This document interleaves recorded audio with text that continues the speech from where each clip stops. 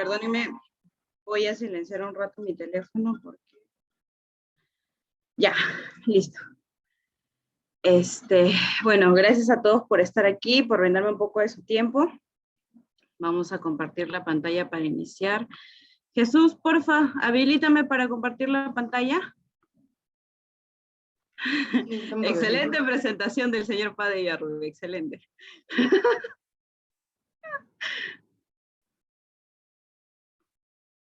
Ya, Nino, ya. A ver, espérame, ya. Ahora sí, a ver, espérame. Listo. A ver, me comentan todos. ¿Ven todos muy bien?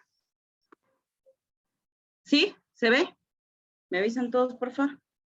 ¿Sí se ve? ¿Se visualiza la pantalla? Listo. Ok, a ver. El día de hoy a mí me ha tocado hablar sobre un tema en realidad muy sencillo, muy concreto, pero en realidad es muy importante, ¿no? Sirve sobre todo para poder determinar en qué momento se ha consumado un delito o no, si estamos ante una tentativa o no, y todo ello. Entonces, bueno, vamos a comenzar con el iter criminis. ¿Qué es el iter criminis? En palabras sencillas o concretas, desde mi punto de vista, es el camino de un delito. Es decir, son aquellas etapas que conforman un delito en sí, o es aquel proceso de realización de un determinado delito, ¿ok? Ahora, ¿por qué es importante, como ya lo había dicho, ¿no? ¿Por qué es importante conocer o saber el iter criminis?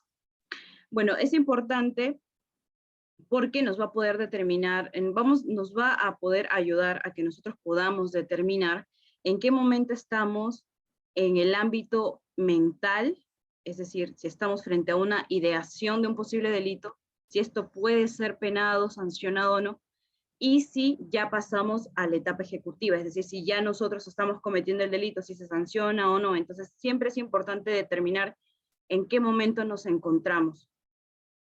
Ahora bien, como ya lo he venido adelantando, existen dos fases. Una fase interna que es netamente mental, es el plano psíquico del sujeto, del autor, y tenemos una fase externa, que es aquella exteriorización de los actos que se han venido pensando o de aquella planeación que tiene el sujeto, en este caso, o el autor, ¿no?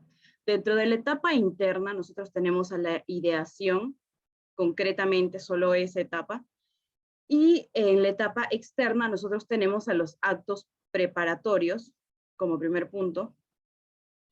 Tenemos a la consumación y al agotamiento. La tentativa está siempre dentro de los actos ejecutivos, o sea, es decir, inicia de los actos ejecutivos a la consumación, por eso es que yo lo he puesto en medio para fines didácticos y de explicación de la clase del día de hoy.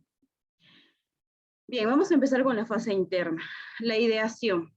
La ideación no es nada más que aquel proceso mental en el que van a converger o se van a conflictuar dos aspectos. Primero, la deliberación de la idea delictiva, es decir, si yo estoy dispuesto o no a cometer un delito, si lo quiero hacer o no. En este momento va a surgir un conflicto.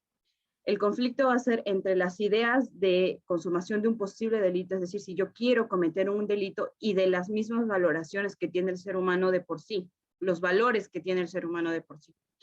¿Y en qué momento concluye la ideación o esta etapa de ideación?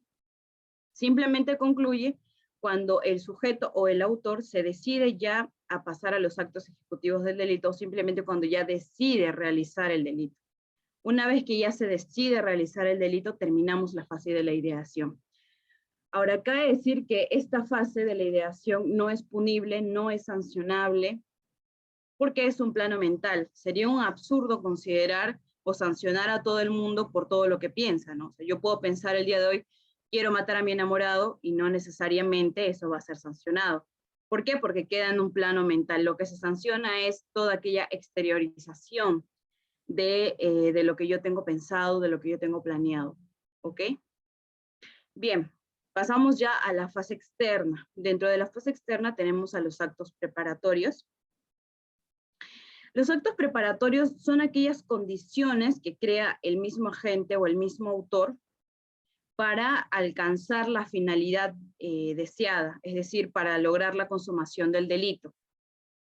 Los actos preparatorios son en sí las primeras conductas exteriorizadas que realiza el agente, es decir, hemos salido del plan mental, es decir, yo ya he planificado mentalmente cómo lo voy a hacer, qué cosa quiero hacer para cometer el delito, cómo voy a iniciar, y luego pasamos al tema ya de la exteriorización de lo que yo he pensado, a la materialización, ¿no?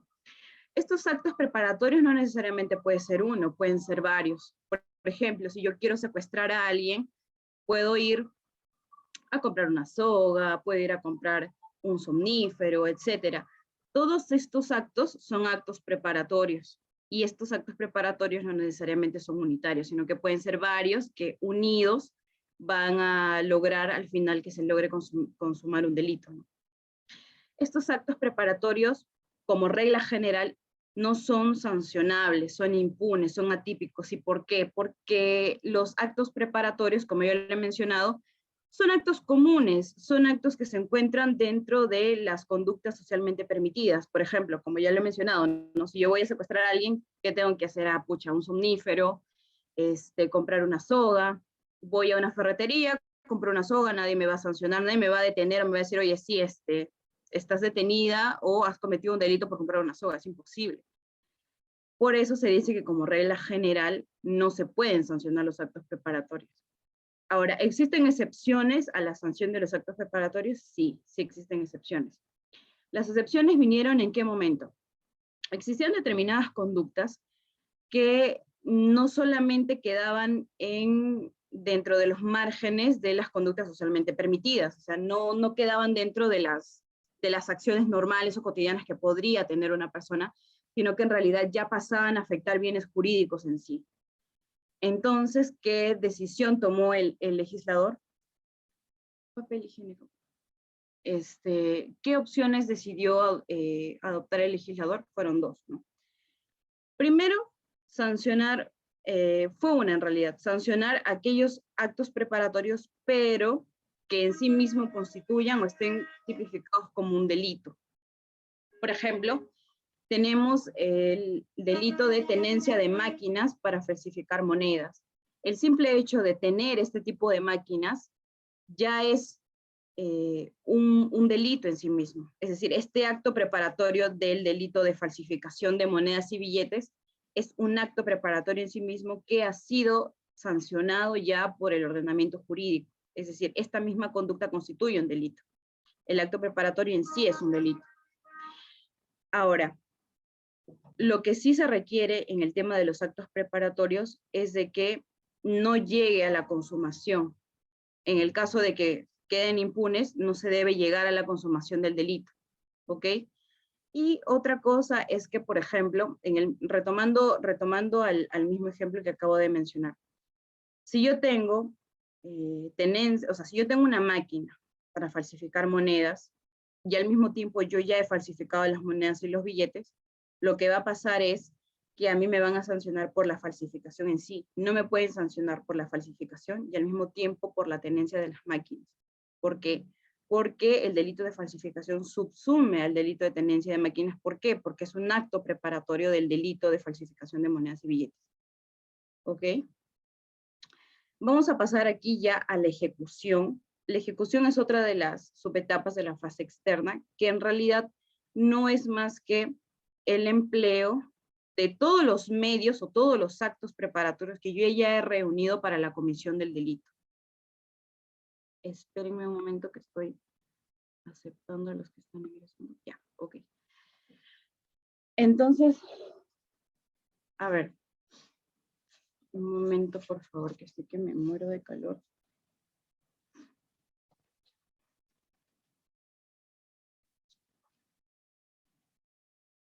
Ya. Ok. Bien. Como les decía, la ejecución no es más que poner en marcha ya el plan que yo ya he venido primero ideado, después realizado los actos preparatorios Es decir, ya pongo en marcha o termino de articular, mejor dicho, lo que yo ya he venido planeando y seguido consiguiendo todos los medios, ¿no? Para lograr mi cometido.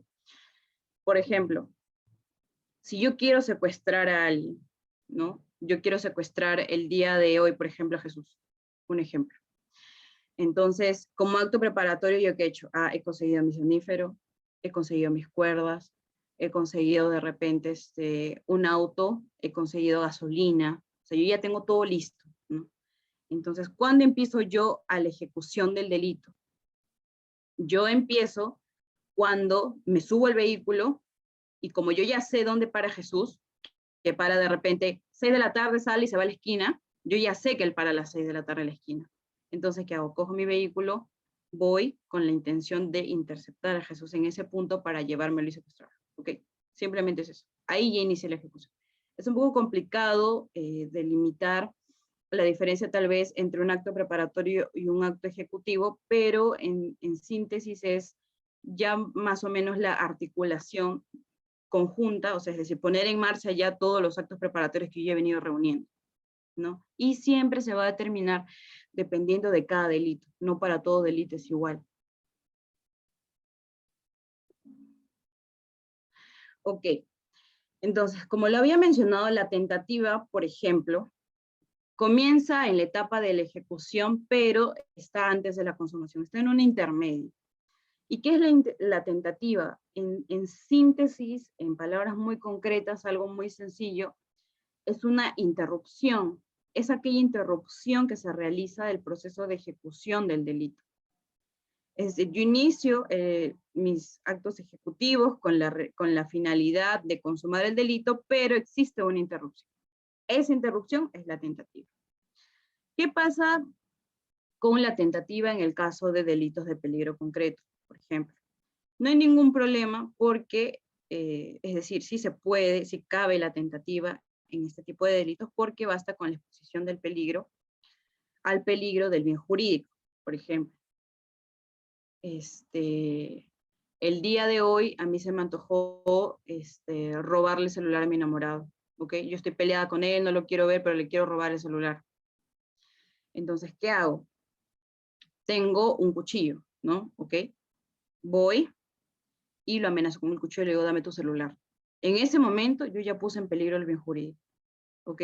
No se ha llegado a consumar el delito porque yo todavía no he tenido predisposición patrimonial de su bien, o sea, yo todavía no le he llegado a quitar el celular, pero estoy en ese momento. Entonces cabe la tentativa, ¿ok? En los casos, por ejemplo, de los delitos de peligro abstracto, ¿qué pasa?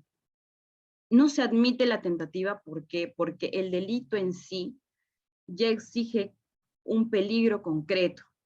En este caso tenemos como ejemplo al delito de tenencia ilegal de armas.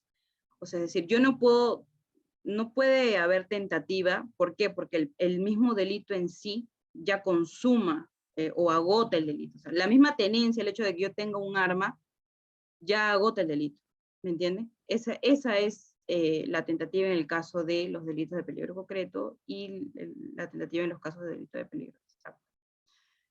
Ahora, existen algunas teorías que se han adoptado, o mejor dicho, que se han desarrollado con la finalidad de justificar la sanción a la tentativa, la punibilidad a la tentativa. Existen en concreto 3 teorías. La primera es la teoría objetiva, la segunda es la subjetiva y la tercera es la teoría de la impresión. Con respecto a la teoría objetiva, tenemos que señala que se sanciona a la tentativa porque de por sí existe una exposición al peligro del bien jurídico, ¿no? Y bueno, en nuestro ordenamiento jurídico, en nuestro Código Penal, nosotros hemos adoptado en un extremo una parte de esta teoría objetiva, porque se señala de que solamente son sancionados aquellos delitos, aquellos actos que constituyan delitos en sí, ¿ok? Respecto a la teoría subjetiva, tenemos que es una corriente que ha venido de Alemania, es una corriente alemana, y lo que busca en realidad es sancionar la intención. Su nombre mismo lo dice, es algo muy subjetivo. Se sanciona la intención de cometer un delito. Interesando, ya, ok. Esa es la teoría subjetiva. Es decir, basta con que yo tenga la intención de poner en peligro un bien jurídico o el solo hecho de yo decir que quiero cometer un delito para que se produzca su sanción. En este caso, por ejemplo, nuestro ordenamiento jurídico no contempla ningún extremo de esta teoría porque nosotros no sancionamos el delito imposible, o sea, no existe en este caso. ¿Por qué? Porque si yo no realizo ninguna exteriorización física, quiero decir, no me pueden sancionar a mí por la comisión de un delito. Ahora, respecto a la teoría de la impresión, tenemos que se sanciona la tentativa debido a que en realidad es la exteriorización de la comisión de un delito genera o afecta la seguridad jurídica que tiene una determinada sociedad. Así no se haya materializado, existe una afectación a la seguridad jurídica. Y en nuestro ordenamiento jurídico, el impacto que ha tenido esta teoría se ha producido, por ejemplo, en la reducción de la pena. Ese es el impacto concreto que ha tenido esa teoría, por ejemplo, en nuestro sistema, ¿no? Ahora, la tentativa tiene clases, por así decirlo. La primera es la tentativa acabada. La tentativa acabada no es más que aquella en la que el autor realiza absolutamente todos los actos que él considere, o sea, absolutamente todos los actos para la comisión del delito. Es decir, yo hoy día quiero matar a mi novio, ¿ok? Cojo un cuchillo, lo apuñalo absolutamente por todo el cuerpo, ¿no? Y yo supuestamente ya lo maté. O sea, para mí ya ahí se murió. Cuando estoy a punto de darle la estocada final, por si acaso, ¿no? Para que termine de morir, ¿no? Le voy a dar una acuchillada en el corazón. Pueden suceder dos cosas, ¿ok? O bien yo decido arrepentirme, es decir, pucha, yo lo acuchillé mucho, no, mejor ya no, y me arrepiento de lo que he hecho. O bien en ese momento llega la policía y me dice, no, manos arriba, y lo salvo, ¿ok? Esa es la tentativa acabada. Yo he hecho ya todo lo posible con tal de que se muera. Todo lo posible, no me ha faltado nada. Lo he cuchillado en el estómago, lo he cuchillado en la pierna, lo he cuchillado por un pulmón, lo que sea, pero aún así se sigue moviendo. Cuando ya le está dando la estocada final, puede pasar esas cosas. O bien me arrepiento yo misma voluntariamente, o bien llega la policía, o viene un tercero, alguien más y me dice, no, no lo hagas, ya no lo mates, y se queda ahí. Esa es la tentativa acabada. La tentativa inacabada es aquella acción, ¿no? O sea, cuando el autor no logra realizar todo lo necesario para la comisión del delito, no logra hacer todo lo suficiente, o sea, es insuficiente el accionar de él. Por ejemplo, en el mismo caso, igual, yo lo voy a acuchillar, yo estoy por acuchillarlo y pueden pasar igualito. Puede pasar una cosa, que yo me desista de realizar el delito, ¿no? O sea, puede ser que yo diga, pucha, no, pero yo todavía lo quiero, mejor no lo acuchillo, me desisto. Esa es la tentativa inacabada. Y finalmente tenemos a la tentativa inidónea, que bueno, como ya le he mencionado, es el delito imposible. Cuando las acciones que se realizan no constituyen un delito, no configuran un peligro para un bien jurídico ni para el bien común, absolutamente nada. Tenemos dentro de la tentativa inidónea dos elementos, el medio inidóneo y la impropiedad del objeto. El medio inidóneo hace referencia a aquel instrumento que carece de poder para lograr el resultado. Por ejemplo, yo quiero envenenar a mi novio. Entonces, ¿qué hago? Y digo, pucha, lo quiero envenenar. Agarro un vaso de agua y le meto azúcar. Pues y ya con esto ojalá se muera. O sea, es imposible, no se va a morir, ¿no? O sea, ahora, con el tema de la impropiedad del objeto, tenemos que, por ejemplo, se produzca un delito contra un determinado objeto. Yo le disparo a un cadáver, ya que ya está muerto, no lo puedo volver a matar. ¿Ok? Esa es la tentativa inidónea. Y finalmente, tenemos a la consumación, que en concreto no es más que el fin, bueno, alcanzar la finalidad delictiva, ¿no? Es decir, ya que por fin el delito se consumió, ya terminé, lo maté, se murió, le robé, etc. Por eso en mi diapo pueden ver a nuestro ladroncito feliz porque ya logró su cometido, ¿no? En palabras simples, esa es la consumación. Ahora, a manera de resumen, perdónenme, ya, a manera de resumen, tenemos lo siguiente, ¿no? Tenemos dos fases en el intercrímenes, la fase interna y la fase externa. La fase interna está compuesta solamente por una subfase, que es la ideación, que es impune totalmente. Nadie te puede meter preso por haber considerado matar a alguien, por haber pensado con robarle a alguien. Es imposible, no se puede. Y la fase externa, que se compone primero por los actos preparativos, que generalmente son impunes, pero que, como ya lo hemos dicho, el legislador en determinadas ocasiones o excepcionalmente ha sancionado algunos actos preparatorios como delitos en sí, ¿no? La ejecución, ya cuando nosotros ponemos en marcha nuestro plan, ya articulamos todos nuestros actos preparatorios con la finalidad de la consumación del delito. La tentativa, que es aquella interrupción que se puede dar una vez que yo inicio con la ejecución del delito, pero no logro consumarlo. Y podemos hacer todo lo posible, pero podemos arrepentirnos voluntariamente, puede venir un tercero a interrumpir, o finalmente me puedo desistir de iniciar, ¿ok? Y finalmente tenemos, pues, ¿no?, la consumación, agotamiento del delito en sí, que ya prácticamente es la parte final del camino del delito, ¿no? Como lo he mencionado en un inicio. Y en simples palabras, chicos, ese ha sido todo el intercrímenes, que es algo muy concreto, algo muy pequeño, pero es algo muy, muy importante desde mi punto de vista, que tal vez en los libros parece un poco más complicado, un poco más extenso, ¿no? Pero en síntesis, de una manera muy sucinta, muy concreta, es lo que les acabo de mencionar. Espero de verdad que haya sido muy, muy clara la explicación, y les agradezco de verdad por haberme prestado atención, ¿no? Eso sería todo por el día de hoy.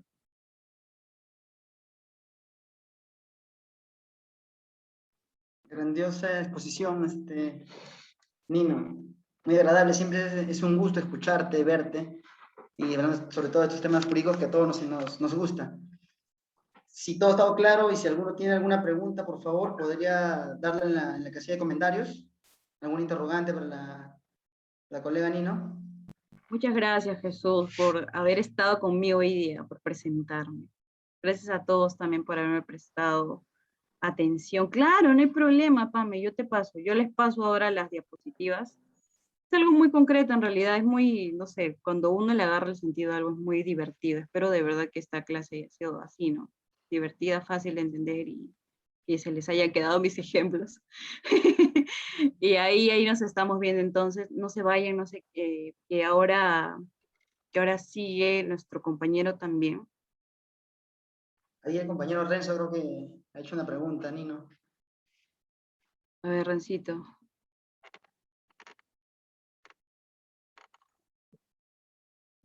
A ver, vamos a regresar. Perdonen que mi laptop está un poco lento. Ya. A ver, Rencito. La tentativa acabada es aquella en la que el autor realiza absolutamente todo con tal de, todos los actos ejecutivos con tal de consumar el delito. La tentativa inacabada es aquella en la que le falta algo, o sea, es decir, omitió algún paso con tal de que se llegue a consumar el delito, ¿ok?